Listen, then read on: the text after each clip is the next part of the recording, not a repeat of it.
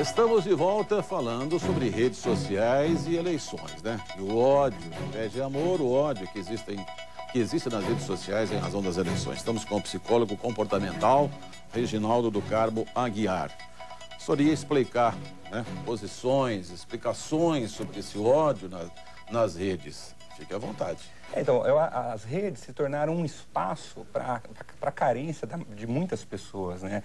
É um espaço em que a pessoa pode discutir, pode argumentar, pode ferir, pode se expressar ali, né? E aí a pessoa pode fazer isso de forma apropriada ou de forma inapropriada, tá? Quando há o ódio, quando há agressão ao outro, é uma forma inapropriada, né? Que é o que está acontecendo mais. Eu acho que vale, em cima da sua pergunta passada, da sua última pergunta, falar sobre o seguinte, sobre os critérios afetivos e sobre os critérios de justiça e de verdade. São dois critérios diferentes. Quando você entra numa discussão, se você entrar com o seu critério de justiça e o meu, se você vem de uma classe social menos favorecida e eu sou de uma classe abastada, provavelmente os nossos critérios de justiça serão diferentes. E aí o que vai acontecer? A gente nunca vai chegar em um acordo. Vai ser muito difícil entrar num acordo. Por isso que quando a gente entrar numa discussão, nós não podemos também somente ter critérios de justiça de verdade. Nós temos que ter critérios afetivos, que aí entra a questão da ética. Quer dizer, que comportamento que eu tenho para não ferir o outro? Quer dizer, que comportamento que eu tenho para a manutenção do meu relacionamento com qualidade? Mas aí, os partidos, e agora eu vou falar principalmente do PT, não seria culpado por estar disseminando essa luta de classes, principalmente, ou de tipos essa divisão geográfica no Brasil? Existe o povo do Nordeste e existe o povo de São Paulo. Sendo que não existe essa diferença, mas parece-me que está sendo criado isso para alavancar voto. Isso aí já é a forma inadequada, não é? Ou não? Eu acho que dos dois lados hoje. Assim, o PT ele vai usar essa estratégia porque vai favorecer ele. O PSDB ele vai usar outra estratégia que vai favorecer ele. Então, na verdade, os dois estão usando o tempo inteiro estratégias para tentar influenciar a população inteira. Mas essa de dividir a luta de classes, você acha que isso não gera mais ódio? Então, eu não sei se o PT está fazendo essa divisão, porque é uma constatação também, não é?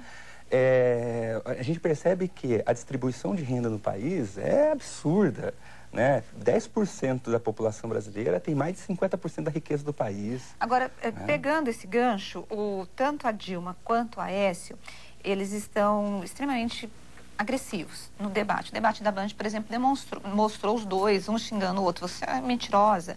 Ela falando para eles, o senhor é leviano.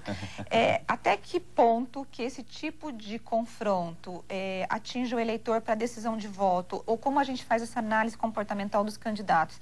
É interessante esse xingamento entre os dois candidatos? Isso também provavelmente entrou como uma estratégia também política. Porque eles tentavam mostrar o que eles fizeram, tentaram mostrar algumas propostas, e é que eles percebiam que quando acontecia o Ibope, quando acontecia uma pesquisa ali para saber a intenção de voto, não havia um aumento. E aí algum dos candidatos começou a atacar mais e percebeu que aumentou a quantidade de votos. Né? Então, eles acabam usando essa estratégia de agredir ou de mostrar sempre a ferida do outro. Agora, né? quando você analisa... Inclusive, é dos dois lados, né? Então, Tanto na verdade, sim, dos dois. Tanto o Aécio quanto a Dilma, eles estão se atacando. Agora, sim, o que resta para nós, os eleitores, de quem que é o candidato verdadeiro? Entendeu? Às vezes eu fico me perguntando, quando eu vejo a Dilma, quando eu vejo o Aécio no segundo turno, ou quando eu vi os embates no primeiro turno, quando você tinha uma Marina Silva junto, uma Luciana Genro, quem é o candidato que nós estamos votando? É o candidato do marketing, ou falando comportamental? Ou nós vamos votar, comprar uma coisa e levar outro produto para casa? Eu acredito que se você ficar só vendo o debate, você vai comprar mais o marketing do que, de fato, quem é o personagem real ali, tá? Então, é necessário você ir um pouco além. Mas onde que eu pego isso? Né? Existem alguns livros, não é? E existem algumas opiniões de alguns intelectuais muito interessantes. E aí vale a pena você sempre dar atenção para aquele intelectual que não toma partido, mas que tenta fazer uma análise do político, da história desse político, e de propostas desse político e até do partido dele. Tá? E existe isso na internet, é importante ver. Literatura, livros, há livros então, também para mostrar um pouquinho. Só que o eleitorado não vê isso. E aí ele vai votar no marketing, vai votar no candidato fake. ou tucano ou petista, né? É isso. Isso de fato está acontecendo. Aquele candidato construído que eu falo. Isso de fato está acontecendo. Então, esse espaço que nós temos aqui, esse espaço para tentar mostrar, esse não é um caminho legal. Não é? Vamos tentar ter um senso crítico, vamos tentar ler outras fontes. Né? Sabe o que seria bom? Olha, eu não acredito muito, viu, o Reginaldo, nessa história, vamos ler a literatura porque alguém é absolutamente isento. Sempre tem um ladinho de que não é, que tem o cidadão gosta mais de um, gosta mais do outro. Mas, por exemplo, não podemos fazer isso. Mas o que seria interessante? Pegar, por exemplo, o psicólogo Reginaldo e dizer assim, olha, o senhor que assistiu, em quem o senhor recomenda o voto? Seria interessante fazer. Não posso fazer. Mas o senhor é uma autoridade, né, psicologicamente falando, o senhor leu, o senhor perfis, nós não podemos fazer isso. Então, não seria interessante que pudéssemos ter opiniões, não só procurando na internet, mas aqui também? Eu acho que talvez o que você recomendaria como psicólogo ou comportamental para o eleitor, quais são, não sei se é possível fazer isso, quais são as características que ele tem que levar em conta para escolher entre um ou outro candidato? Eu acho que uma das coisas é verificar o histórico desse político. Qual foi o histórico dele? Não é? Quando ele esteve no governo, quando ele esteve atuando enquanto político, o que ele fez de melhoria para a população? Tá? Acho que um outro ponto também é de qual partido que ele é. Quer dizer, como esse partido ele funciona? Quais são as origens desse partido e, atualmente, como que ele atua?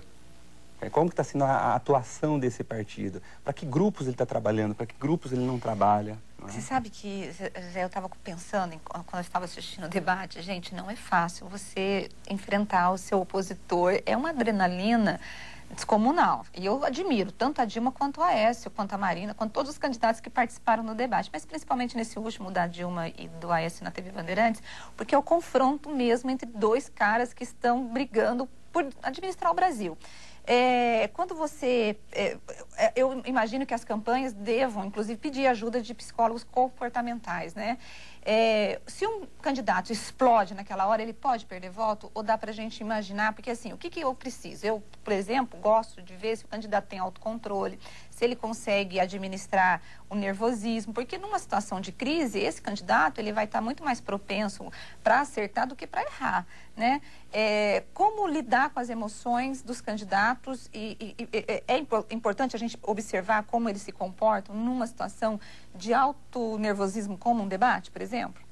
Eu acho que a gente tem que observar isso, né? E lembrando sempre de contextualizar onde eles estão, o que está acontecendo ali. Vale a pena observar, sim. Ali pode dar algumas dicas de como essa pessoa é enquanto pessoa. Agora, dá algumas dicas, informações, mas só isso não é suficiente, porque assim, pode falar, Zé. Não, eu quero fazer essa pergunta aqui, que eu deixei já engatilhada antes do intervalo, porque o Reginaldo já passou pelo tema sobre classes sociais, mas o que está acontecendo, o PT sabe que tem mais votos no Nordeste, trabalha muito no Nordeste, e não tem como não colocar o Nordeste contra o resto do país. É uma estratégia. Tá? É uma estratégia. Uhum. Agora, a gente está vendo aqui que mesmo aqui, nessas brigas nas redes sociais, também polarizadas. E a eleição está meio a meio, né? Até agora, está meio a meio. O Brasil depois vai se unir, o povo vai se unir, ou nós vamos ter aqui metade de brasileiros que vão ser a favor do governo e metade que vai ser contra e vamos viver num país dividido. O senhor acredita que possamos ter uma divisão no país em razão dessas brigas todas?